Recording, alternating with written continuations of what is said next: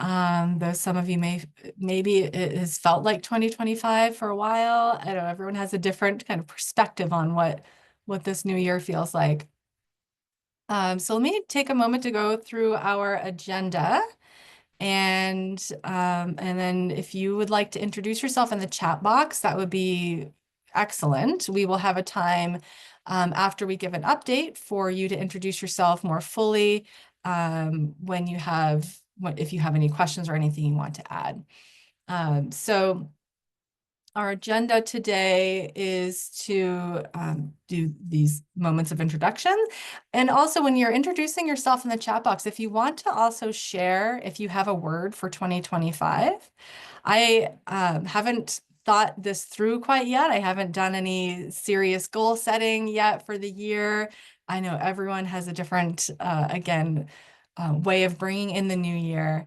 But this is one way that I like to think about the year ahead, and that is thinking of a word that can be used. And if you, I think Petrichor may have already monitor the chat box. Petrichor will drop the link to these notes in the chat, and you can also click on that link that says word of the year if you want some inspiration for different words to choose from. But it looks like Mitchell has already chosen the word calm. There might be a word that already comes to you. My word that did come to me without really looking through different words is the word steady. And I'm seeing Maddie's word notice. This is really great. So yeah, I'd love to hear if you have other words for your year. Oh, I love it. I'm looking forward to looking through these later. So I will give an update on all things MSBC and any other updates that I can that are in this document.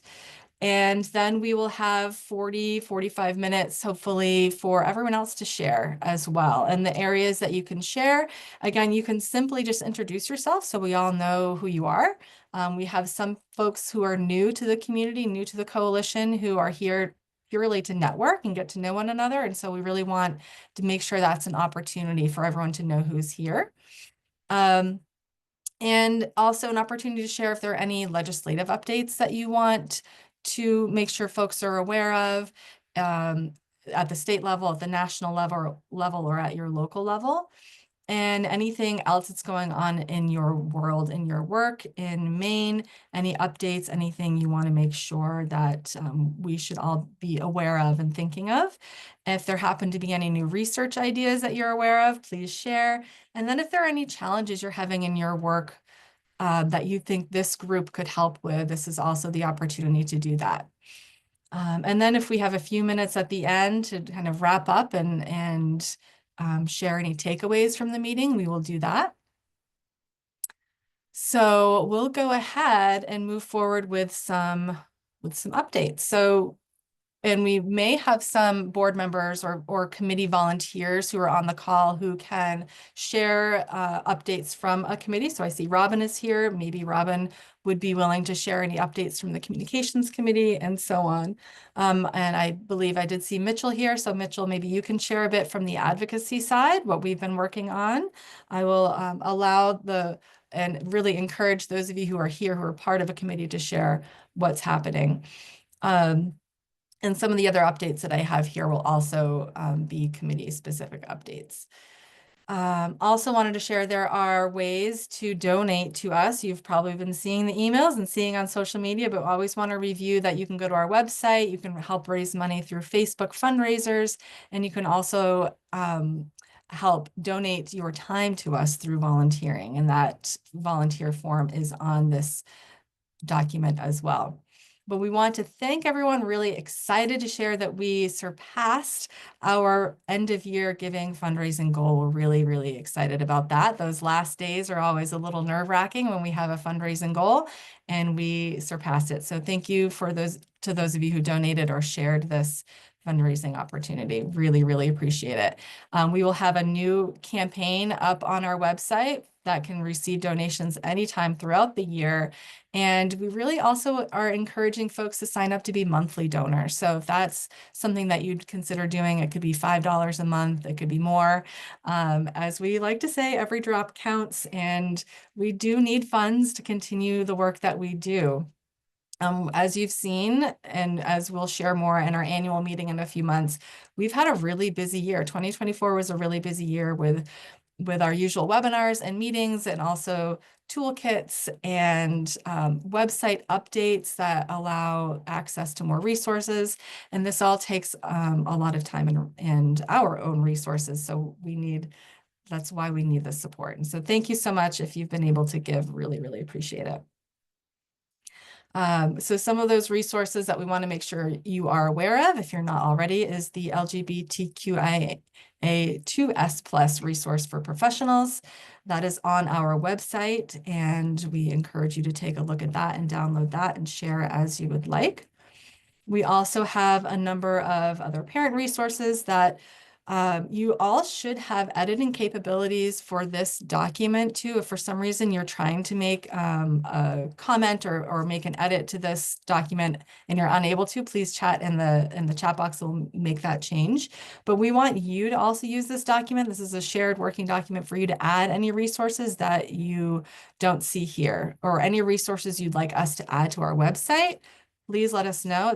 It's a constantly evolving, edited website. So please share what you have. Kelly will share in a few minutes a bit more about the perinatal bereavement Maine resources, but we want you to know that that is available, and our resource library. Zip Milk, we're really excited about. Again, if you haven't already submitted your own provider listing, know that the categories there are several different categories you could choose from, and we really encourage you to do that either as an individual or as an organization or program. Please list yourself on Zip Milk so that we can make sure that people know that you're out there. Always paid leave is you're going to be hearing more about this soon, I believe, because now is when the contributions begin. You can see based on this timeline, we are in the January 1st payroll contributions begins part of the process, and benefits will begin in May 2026. So there is a link here for employers. You might be an employer. You might know some employers who want to know more about this. And there is some really helpful information on the Department of Labor website around paid leave. So keep sharing, keep going to these websites, keep asking us questions if you have more questions, and we'll do our best to connect you to those answers. And if you haven't already either filled this out or shared with your networks, this MAPLE survey is still active. And if you or know someone who has recently given birth in Maine, then this is great data to be providing to do that survey. I think I saw Sarah here from the Maine Doula Coalition, so hopefully Sarah can give an update there. Donor milk, I see, I thought I saw someone here from the milk bank, but maybe not. They're always in need of milk. So please continue to share that there is a need for milk donations at all times. And we will continue to update you on what Maine Care is able to cover. We're having regular meetings and conversations with Maine Care. And again, I have to see who's here to know if we have an update there. And then we're really excited to share a save the date for our next Patchwork of Parenthood storytelling event. It will be Saturday, May 17th, back in Brunswick, where we had it last year. So save the date. We're really happy that Stellar Pediatrics is going to sponsor this event. They were a fantastic sponsor last year. And we will be putting out a call for storytellers, a call for stories in the upcoming months. So make sure that you are getting our emails, that you're following us on social media so that you can be aware of when you can submit your story pitch if you're interested in being one of our 6 storytellers. Another really exciting save the date to share is that we are planning our first conference. When I say first, I mean first in our MSBC, since we've become a 501c3 nonprofit. Years and years ago, there were conferences that were held, but we are really excited to start an annual conference, and it will be at the Augusta Civic Center September 17th. From 8:30 to 4:30, and we have a professional development committee that works on our webinars and a separate conference committee that is working on planning this conference. So stay tuned for more information about that. And if you're interested in being a part of either of those committees, let us know, because we're always looking for more ideas and more hands on deck. As far as our webinars go, and also for the conference, we do have a call for speakers. So if you have a presentation that you would like to give, if you're really interested in speaking at one of our webinars or at our conference, then this is the form that you would be filling out. Our priority topics that we've decided on for the year, what we'd really like to offer, are topics related to infant feeding experiences for new Mainers, feeding multiples, feeding premature babies, social determinants of health, and extended nursing and weaning, specifically strategies around that. As you know, there are a million other topics, but as far as our educational webinars, this is what we would like to offer throughout the year. If you have another topic that you would really like to present on, please still submit a proposal. And the proposal is essentially, what would the title be? What would the objectives be? What's a summary? And a little bit about you as a speaker. So we look forward to seeing more of those come through. Our webinars are already scheduled. They're usually the first Thursday on the even months of the year.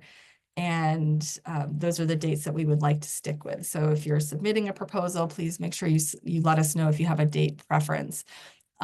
Still tentative, but I believe our February webinar will be related to domestic violence and infant feeding experiences, which I know a number of you in the work that you do, you've already received some training and education around this, but we really want to make this an offering through the coalition as well.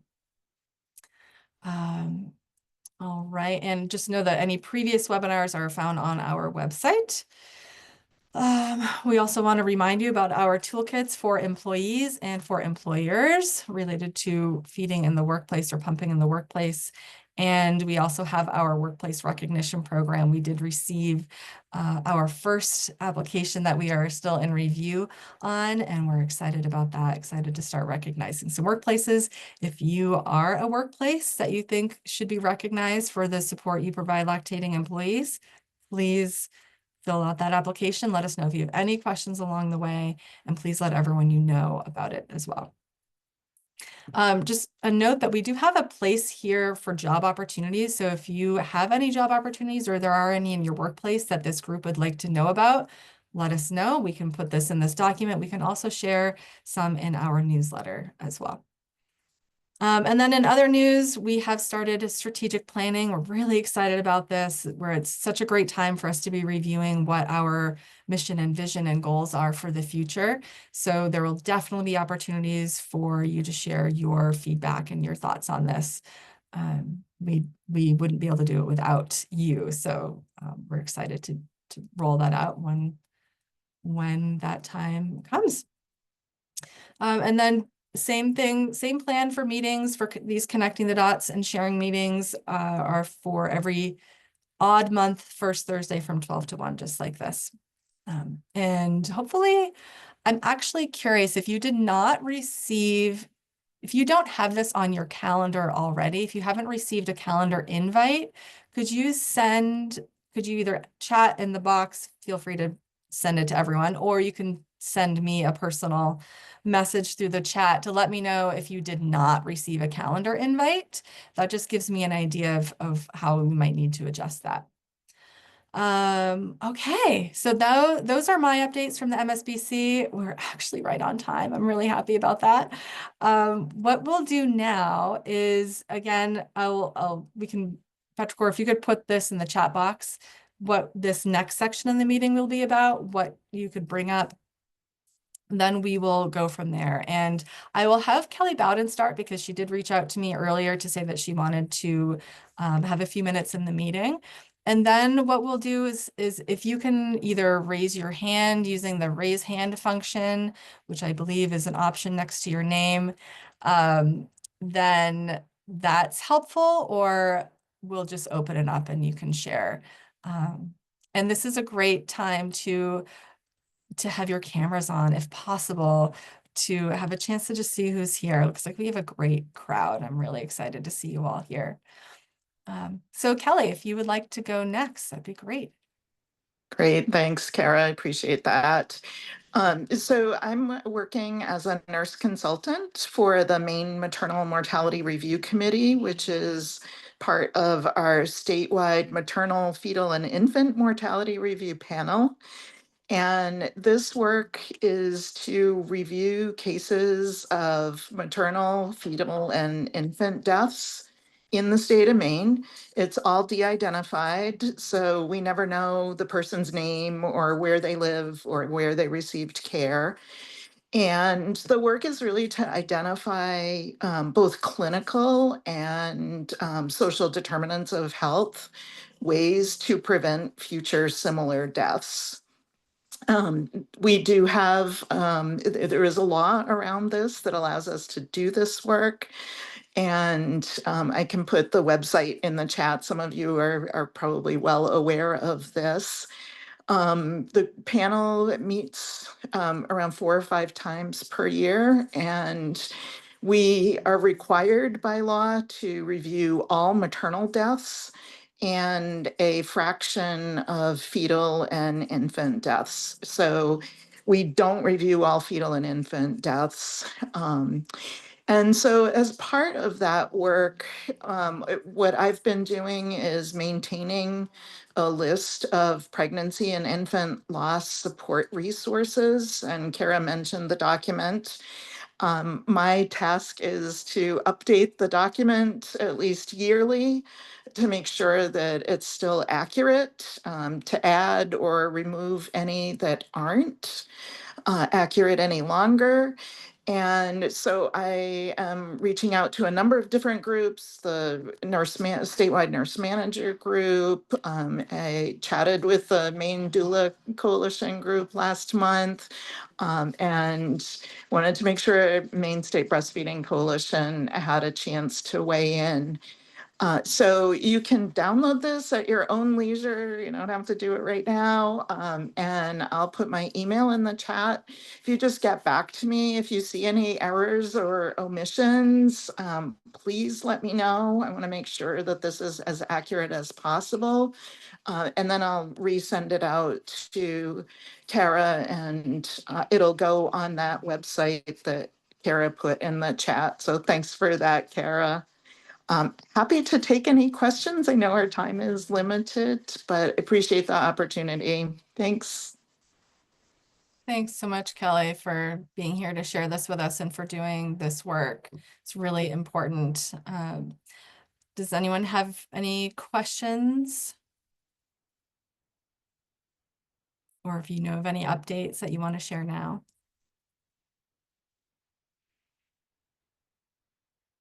Okay, Kelly, I think you said you'd put your contact info in the chat so folks can reach out to you. Yes, I will do that next. Yep. Great, thanks. Thanks, everyone. All right, thank you, Kelly.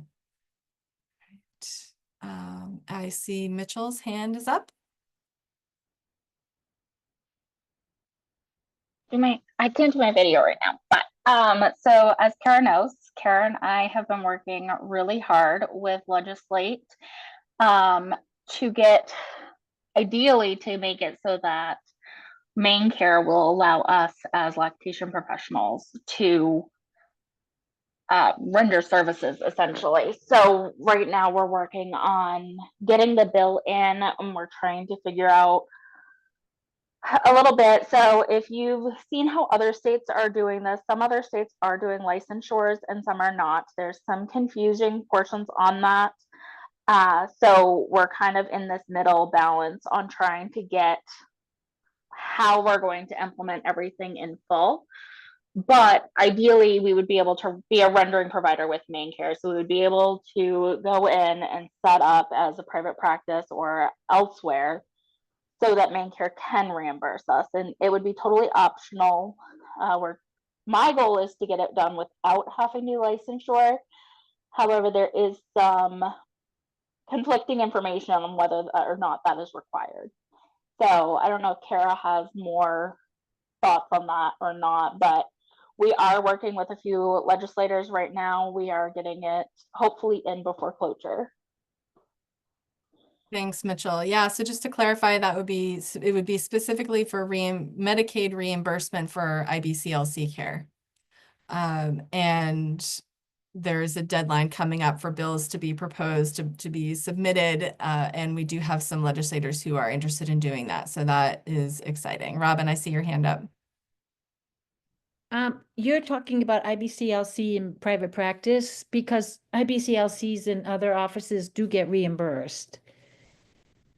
Is that what I just want to be specific about that. Yes, so right now in private practice, we can't get reimbursed. And IBCLCs in like the hospital and everything get reimbursed, but that's under a very specific rule set in Maine care. Yeah.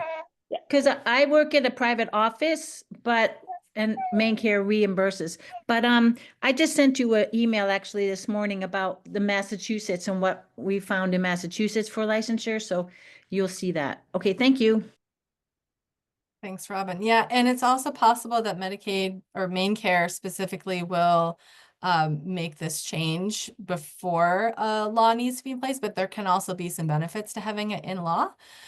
So we're talking through all of this. All right, I see, Farah, you have your so working on logistics for billing and figuring out licensure. Yeah. So, and doulas are also working on something very similar. So it's all kind of happening at once, and we're learning as we go. Sarah Tui, did I see you on here? And while Yeah, I am here. Let me get on camera. Okay.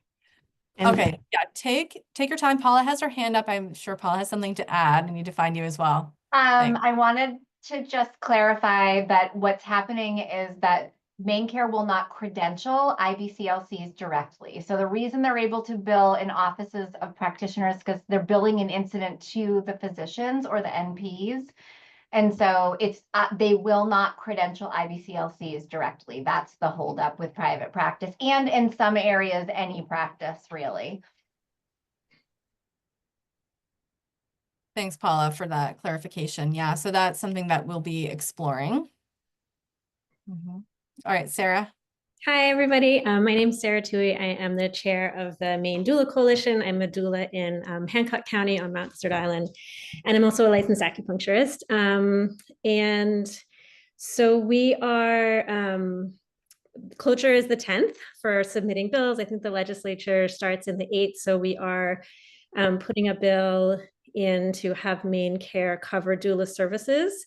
So this would be for birth doula services, but it would also be for postpartum care. So doulas that are just providing postpartum care would also potentially be able to bill for services. So all of that is in motion, and we're excited about that happening. Other updates, we received a couple of grants in the last few months that are really going to allow us to build the infrastructure of the Doula Coalition. And we are going to be building an access team that is going to be a sort of a group of different people who are either doulas or doula adjacent. So if you're from an organization where you feel like you may want to be involved with that, it's going to be a team to provide a lot of public education about doula services throughout the state. So that's happening. We'll also be looking, as the legislature gets going, we'll be having a couple of advocacy days at the State House, between January and June when things are in session. It'd be awesome. I am all about, sort of like running doula issues and lactation issues in tandem. So if there's people that want to be involved with those advocacy days at the State House to get good visibility, please reach out to me and let me know. If you're not already on our mailing list, you can go to our website and just sign up to be on the mailing list. We send monthly updates out, and that way that you can stay updated on everything that we're doing. So I think that's the big stuff. We're also starting a pilot program in 2025 at hopefully Maine Medical Center and definitely Central Maine Medical Center and also my home hospital, MDI, to help. We're going to be creating a toolkit to help with integration of doulas into hospitals and improving relationships with between doulas and hospital staff, which I think is also really important for independent IBCLCs. Paula, I was actually on Instagram this morning and looking at something you posted, and I was like, oh, this sounds familiar. So again, I think it's another area that improvement between independent providers like IBCLCs or people like doulas who are not healthcare providers, but are certainly interacting with hospital staff. It's great if we can work together more to make those relationships better. So I think that's it. If anybody has questions, please let me know. And just to clarify on the licensure issue, doulas, we are not seeking licensure. There's no state that has sought licensure for doulas. We're not healthcare providers. That's just tends to be not the way that states are doing Medicaid reimbursement for doulas. So we're not, just to put that out there, that licensure is not something that we are seeking. And if anybody who's working on the lactation bills wants to reach out to me, I was the vice chair of the board of complementary healthcare providers when the CPM licensure happened and when the rules were written. So I have a lot of experience. I'm not on that board anymore, so now I can speak freely about it. I have a lot of experience with what it means to get licensure and what that whole process looks like. So also just feel free to reach out to me on that level. Also, if you have questions going forward about whether that's a path you want to take in Maine. Okay, thank you. Thanks, Sarah, so much. That's all really great. And Sarah, I think, are you also on the Maine Maternal Mental Health Task Force? I am on the Maine, I'm on the Maternal Health Task Force, on the Equity and the Access Committees. I'm a member of the Perinatal Quality Collaborative. I'm on the Perinatal Systems of Care Working Group. There's others, the Maternal Health and Wellness group that just started. I think Nina Emlin will be probably sitting in for Maine Doula Coalition. So there's a lot of really great perinatal advisory groups that are happening in the state. There's a lot of really exciting things happening with perinatal care. And if anybody wants to join the PQC or the Maternal Health Task Force, there's applications on the PQC for Me website to join those groups. And they are really actively, there's a lot of public health people in those groups, and there's a lot of providers in those groups, but there's not a lot of people who are doing community health based work, lactation work. So if there's, if you want to be more involved at the state level, I would recommend signing up. Yeah, excellent. Yeah. Thanks, Sarah. I know I was just looking over the Maine Maternal Health Strategic Plan, and there's a lot in there, and there's a lot that relates to doulas and lactation consultants. And I'm just starting to join that group, so I'm hoping to be more involved in specifically in the access to care piece, since that's what we want to make sure people have access to lactation support. Yeah, and there's so much excitement at the state level. There's so much excitement from Office of Maine Care, and so much excitement from Maternal Child Health and Maine CDC, and from the Rue Institute and all of these organizations about lactation and about doula care. So it's an exciting time to get involved. Awesome. Thank you, Sarah. Sure. And Sarah, if you're open to putting your email in the chat box, I think that would be well received. Great, I will do that. Does anyone have anything else they'd like to add, or any questions related to that, what we were just talking about? Robbie? Okay, not specific to that, but anything else that anyone else wants to add or ask? I saw Mitchell add a comment that there has been an overturn in Georgia where they licensed, and then the Supreme Court said they cannot. Rhode Island has licensure currently, but it's been a lot with their research. So yeah, it's complicated. It's so great that we have connections to these other states to learn from them, and that'll be part of the process. Katie, the strategic plan I mentioned, it's, I don't know if I have a link to it, but it's the Maine Maternal Health Strategic Plan from the Maternal Health Task Force. Maternal Mental Health Task Force or Maternal Health Task Force? There might be some other folks. Maternal Health Task Force, I think. Maternal Mental Health, is that what you said? Just maternal health. Maternal Health Task Force, okay. And if that's something that you're interested in, let me know and I can put you in touch. And there might be someone else here in the group who's part of this, who's part of that task force. But like Sarah said, it does seem to be a lot of folks who already work at the state or in state programs, not as many community folks. And I don't know how geographically spread it is either. All right, Robbie, go for it. Thank you. I'm Robbie Gonzalez Dow, the Lactation and Outreach Coordinator for the State WIC program. And I do have one comment about the Georgia. I don't know all the details, but I think the big issue was that that law like essentially made it illegal for people who are educators, like CLCs, that they wouldn't be able to provide education. So I think that is why they had a lawsuit. So yeah, definitely a lot to learn from that bill and that lawsuit. I do know people who are involved, so if you wanted those contacts, but it's definitely something to learn from and not get into that same kind of situation where you're excluding people who can provide education. Yeah, that's helpful. We weren't sure if it was that they couldn't get reimbursed for it, or if they couldn't, so you're saying they just weren't allowed to provide those I think services? they were not allowed to provide it either, yeah. Mm-hmm. So Okay. Kara, when I sent my email to you and Senator Carney regarding all of that, I did include the specific language of that Supreme Court ruling and what had happened. So that is in one of those links. Okay, thank you. So I just wanted to share that state WIC funding is stable. So I know with the budget, unsure if a budget was going to pass, but that can always be an issue in the future too. As I travel around the state, we have a lot of people who use the WIC program and rely on the WIC program, and people telling me, oh, my child was on the WIC program, and they're like a 30-year-old child. So there's a lot of support, I feel like, for the WIC program throughout the state, and has just really supported families. So we'll keep you updated on that if something happens in the future.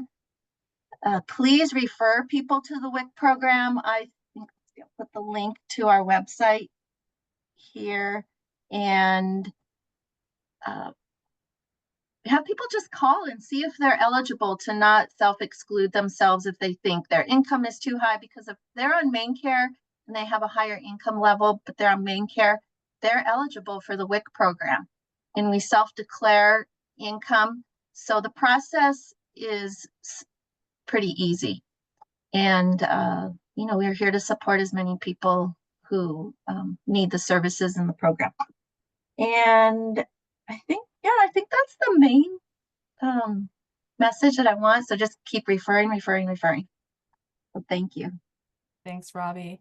I know, do you have the statistic off the top of your head of how many people are eligible who are not receiving WIC?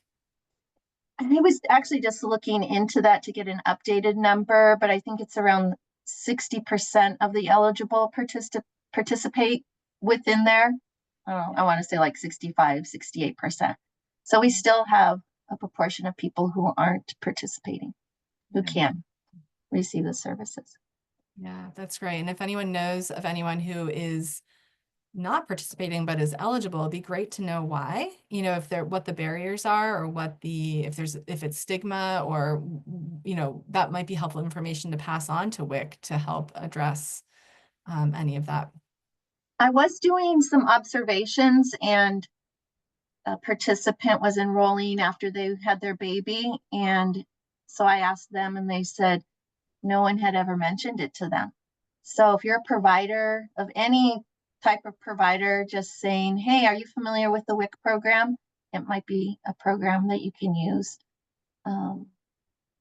So that would be my first suggestion is, and if you know someone who's pregnant, just give them a call, see if you're eligible. I do that with my own friends. So. Thank you. Great. Who'd like to go next? And if you haven't already introduced yourself in the chat box, please do. And please share what part of the state you're in. I think that we have a pretty decent representation right now of folks from around the state, and that's something we want to make sure we're regularly doing and that we're improving. So it's helpful to know where you're calling in from. Yeah, Sarah, thanks for adding from the strategic plan where lactation is in there. And so I was really pleased to see that and hope that I can make more time to be a part of those meetings and a part of those discussions, and especially as we're creating our own strategic plan, how we can work with these other strategic plans as well.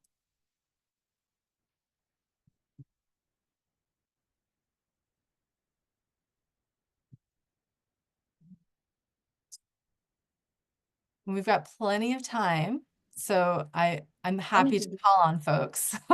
Robin, go ahead. Okay, so my name is Robin Snyder Drummond, and I'm an IBCLC in Ellsworth, Maine.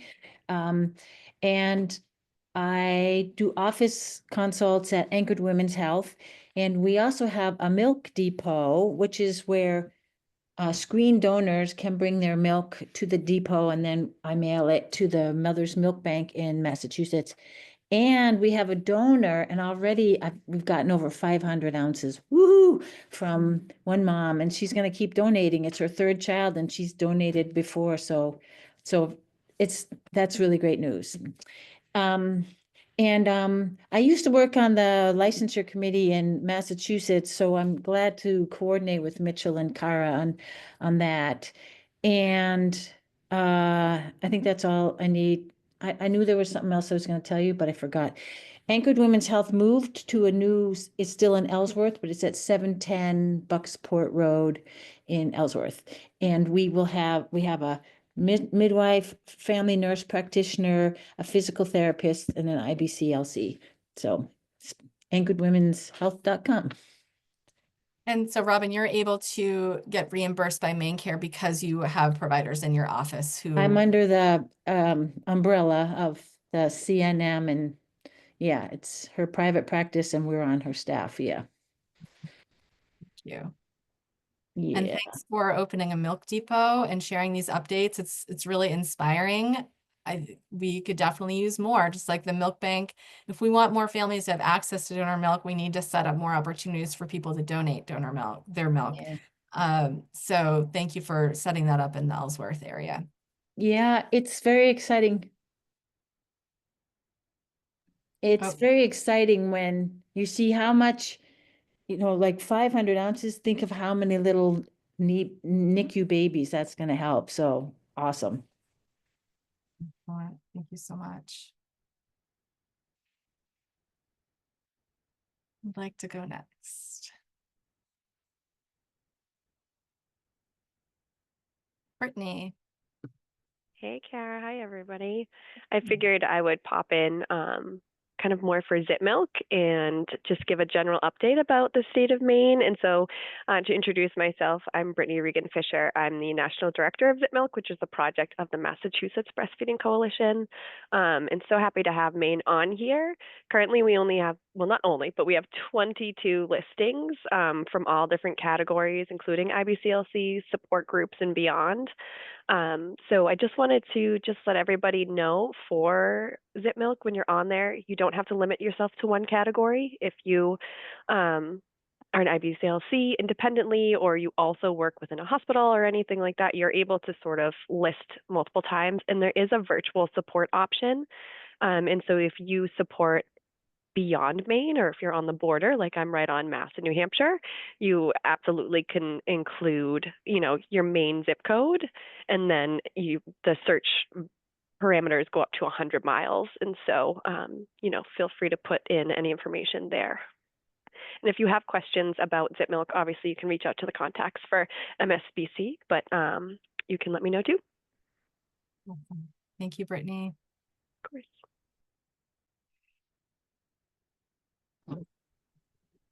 Hi, Kara. I'm not going to come on camera today because I'm on the road, but this is Cynthia Grass, and I'm the Public Health Nursing Supervisor for Maine CDC for Penobscot, Piscataquis, Hancock, and Washington counties now. And very exciting stuff that everybody's talking about today. I love hearing about this.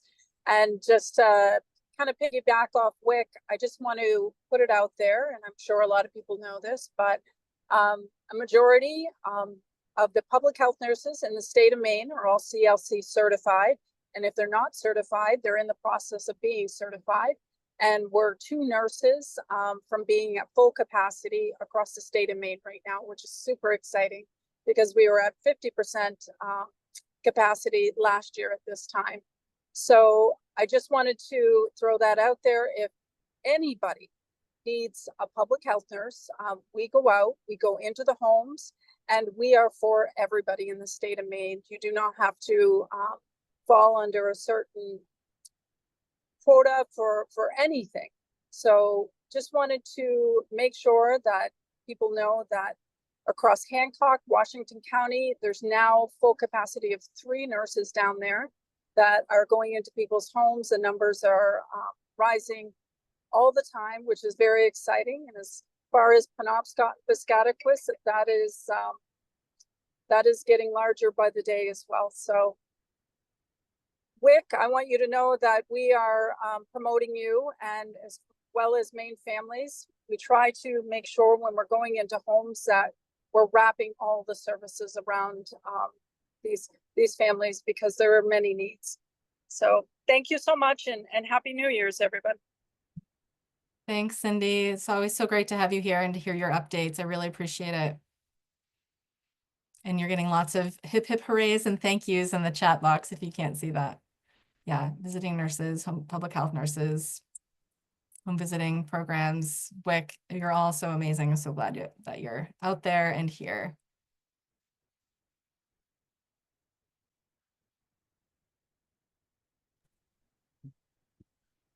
I can go. My name's Lisa Stott. I'm a family physician in Waldoboro. I have been doing breastfeeding medicine for the last like 10 years up in Dover Foxcroft before I moved here.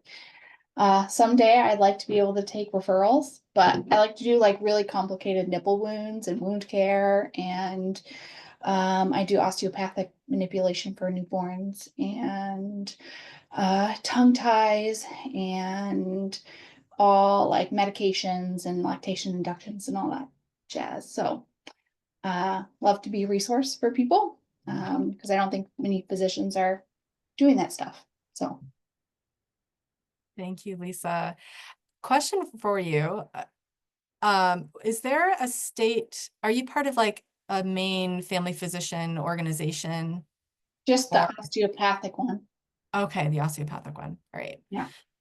Yeah, when we're connected a bit with the Maine chapter of the AAP, and we've tried to connect a bit with the Maine ACOG chapter, though I'm not sure what the status is with them right now. And I'm not sure if I have a contact with a family physician, if there is a family physician organization.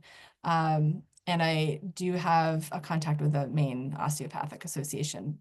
Yeah, the main, yeah, that's the one I'm involved with the most here. Yeah. Well, thank you so much. Thanks for being here and for introducing yourself. I think a lot of people were probably like, oh, wow, that's awesome. Thanks for being out there. So you're in Waldoboro or you're in Dover Foxcroft? No, I'm in Waldoboro now. Okay. Right. Yep, I used to do stuff more with the like co-treatment with the nurses up in Dover Foxcroft when I was up there at Mayo, but now down here I'm just outpatient. Awesome. And yes, a request for your contact info if you're willing to share it in the chat box, that'd be great. Thank you. Paula. Well, I was going to ask for Lisa's contact information. So thank you. She's the only breastfeeding medicine person in the entire state of Maine. I just looked at the list the other day and her name popped up, and it's lovely to see her face. I'm Paula Norcutt, by the way, IBCLC. This is Lisa Shear with me, who's also an IBCLC, new to the state from Ohio. I don't have any particular updates. I'm just really excited to see everybody here. I had a question for Brittany, if she knew what like click rates are on Zip Milk, what it's looking like, that type of thing. If I can unmute, sorry about that. Hi, Paula. Hi, everybody. So for Zip Milk, we do have data. The information is a bit confusing because the Google Analytics does not look at or show what zip codes are being searched for. It shows where the users are, so what zip code they are in while searching. And so the analytics of all of that has have been a little bit confusing to me. We actually are going to be working with somebody a little bit more in tune with Google Analytics this month. And so working on a better analysis of that. We do have a lot of states within ZipMilk that use the data for grant funding and things to, for their state overall, but never mind supporting ZipMilk. And so I want to be able to give a much better perspective on it. But I can take a peek at it in the next few minutes and let you know. Yeah, great question. Thanks for looking into that, Brittany. Hi, I'll go next. Shauna. Hi, I'm Shauna Goulet. I'm, I don't know, I'm so many things, but currently I own my own childbirth education business and nurse educator business. I'm on the Maine State Breastfeeding Coalition board. I travel all over the state doing perinatal outreach, but currently my focus is my own business and childbirth education. I'm currently working on a flyer for open house at the end of this month in Bangor. On January 29th and 30th, I will be open all day in my little office space here in Bangor for people to pop in and see all the classes I have to offer. I'm hoping I'll get some providers that will pop in and send clients my way so I can help women be more comfortable in their pregnancies and have a little easier birth, which would be great. But I just love doing this, and I've been refocusing on what I need to do with my life at 58. I don't know. It seems like a weird time to start focusing on that, but it is what it is. But I just wish that I could do it all for free. And it doesn't work out that way. People don't understand when you say, oh, I'm not going to make rent this month because I taught childbirth ed for free, But I really have a good time with, I've met with a lot of people doing a lot more home births and those kind of things. And I greatly appreciate the people that I'm on the board with that let me know a lot of different things that I didn't know about those kind of things. And of course, my phone's going to start going off like crazy just because. That's a fun phone notification sound. I was like, what is happening? Right? Is there a Zoom button that I don't know about that people can react with some exciting? Thanks for being here, Shauna. And I am so glad you're out there in the world doing the work that you're doing, and hope that we all can collectively show people what the value of the work that we do, so that we can make a living doing the work that we're doing. And I have something to talk about at our next board meeting, because I found out about a fundraiser that I didn't know about, but it can't happen until November, December next year. But I only had told one person about it on the board, and I can't wait to tell the whole board, because it drove me crazy. It was something I didn't know about that we could possibly put in to do. So yeah. Great. I can't wait to hear about it. Thank you. Sarah. Shauna, I had a question for you. I think it's amazing that you're doing childbirth ed and you're in Penobscot County. Do you know, are you the only person doing in-person childbirth education? And I know EMMC is doing like an online CBE, but do you know of anybody else doing in-person childbirth ed, or are you the only one? In Bangor? In Bangor or in Penobscot County in general? Well, I know that Chris does something at her place at Holly number 7. Yeah.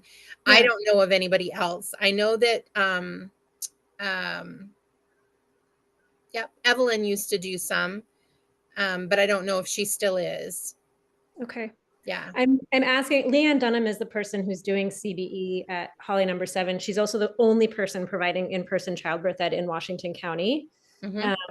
And so I'm interested in seeing about getting you all some funding it seems like that's something that deserves to have some funding. So I might be in touch with you about that. I'm trying to get a feel for what's happening in rural Maine in terms of in-person childbirth ed. Yeah. So Sarah. Yeah. There are childbirth classes at Anchor Women's Health with Leanne Dunham. I think her last name. Yeah. Yeah. So she's starting in January in Ellsworth. Yep. Yeah. Okay. So now we have, we have in Hancock County, we have MDI Hospital, and we have also what's happening at Anchored for in-person childbirth ed. So. Okay. And I was asked to do some up in the county because that's where I live.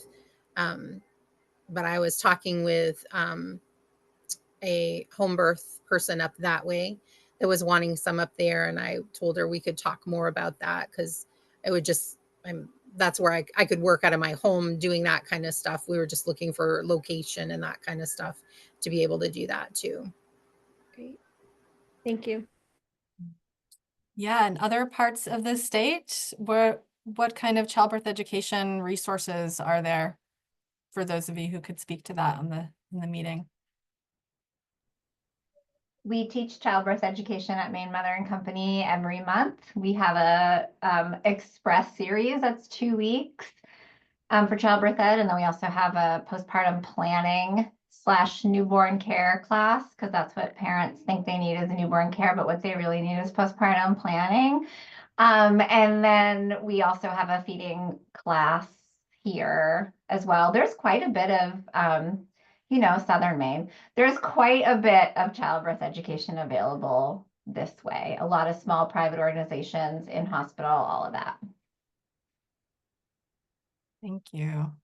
And Connie, you said you don't think there's anything happening in Aroostook County aside from, I'm assuming there's still something happening through the hospital, through the birthing hospital, hopefully. From what I understand, No,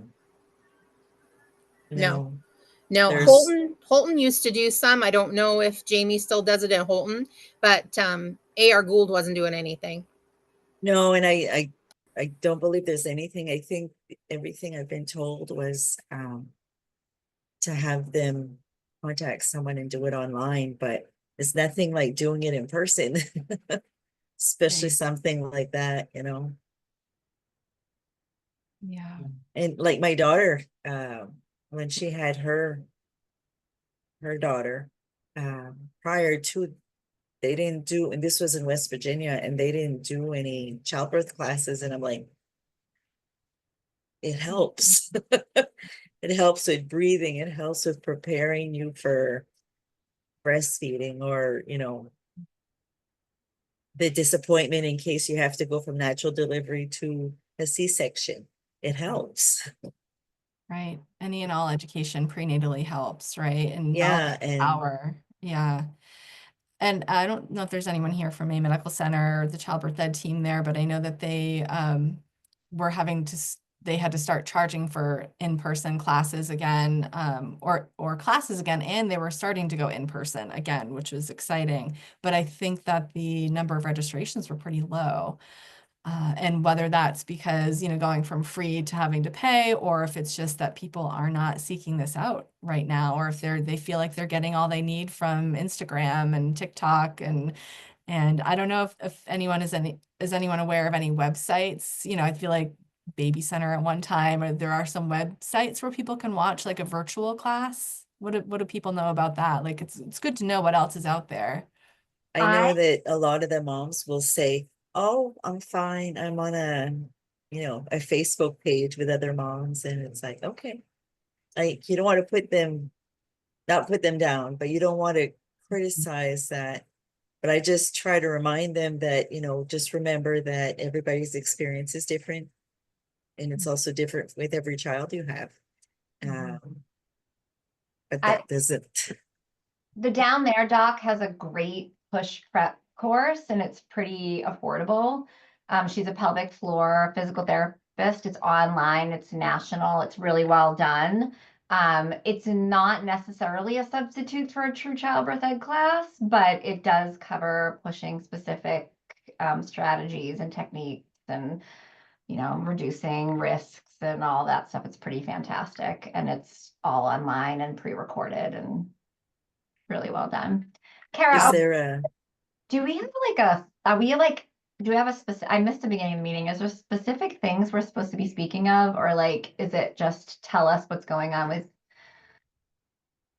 I know you might not be able to see what was in the chat before. I can put that in, and we do have 5 minutes left. So, but I'm happy to put that back in the chat box, as well as the document that is shared that people can add to and see what announcements were made earlier, Paula. I did mention the conference that is coming up in September. Paula and I are leading that planning committee. We're really excited about it. Is there something else you'd like to share, Paula, or ask? I was just going to say that we're officially launching our feeding clinic model at Maine Mother and Company. So what that means is we now have a pediatric physical therapist, a full team of IBCLCs. We have an SLP and an OT. And we actually are going to be seeing a lot of our patients together when possible, so that the parents get one appointment and we're all there working as a team together. It's super exciting. It's been really fun. For anyone who is in this industry, we all are little islands out doing work all by ourselves. It's really overwhelming and frustrating, and the way that it feels to have a whole team in one place at one time is really incredible. So if you have any particularly tricky cases with babies and who are struggling to feed, we are in network, at least most of us are in network with a lot of insurance. I still can't take Maine Care, as we already discussed, but we do pro bono cases. It's going to be a really fun model for us, and so send those tricky babies our way. Thanks. Did you put your website in the chat box already? Okay, thank you. Awesome work. Really excited to hear about that, and that is a model I think people have always wanted, both professionals and patients, providers and patients. So I'm really excited to hear how that goes. Thank you for doing that. Anything else before we wrap up?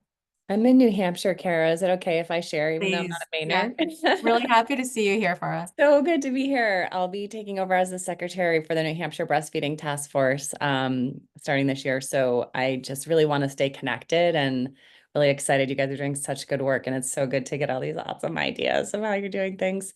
Stealing. But also I have been putting together some education. So I just wanted to let everybody know, because you can get free CEUs on the Maine Medical Association Center for Quality Improvement website. They have, I don't know if folks know, but they have like a whole, they're building up a lot of perinatal education. And it's not specific for IBCLC, but it is around like trauma-informed care. And I have something up there on birth trauma prevention and healing and recovery, caring for families with substance exposure, eat, sleep, console, that kind of stuff. So if folks are engaged in that kind of work, you can check that out, and hopefully we'll be just continuing to build out more. So if you have like ideas, you're like, oh, I really wish we had something about this on that website, let me know. And I'll just keep working on what we can here in Maine and other places to help bring the education that's needed.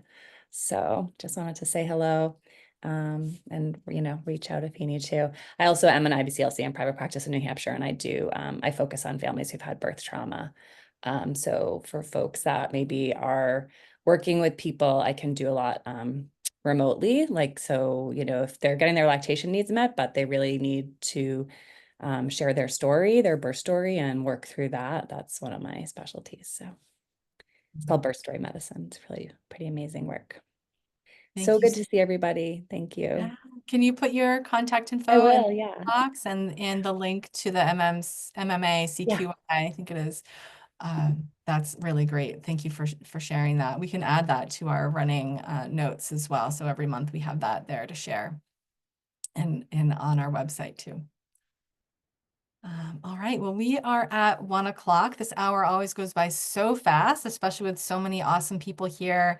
Hopefully, if you had something you wanted to share, you had the opportunity to do that. Otherwise, you can always email us at either info@mainebreastfeeds.org or director@mainebreastfeeds.org, and we can add things to our email list, or I'm happy to support you and answer any questions that you have along the way as well. And we'll be in touch with our February webinar, and know that we will be meeting again in just a couple of months, the first Thursday of March, for our next Connecting the Dots meeting. And I hope you all have a wonderful rest of your January 2nd. See you later.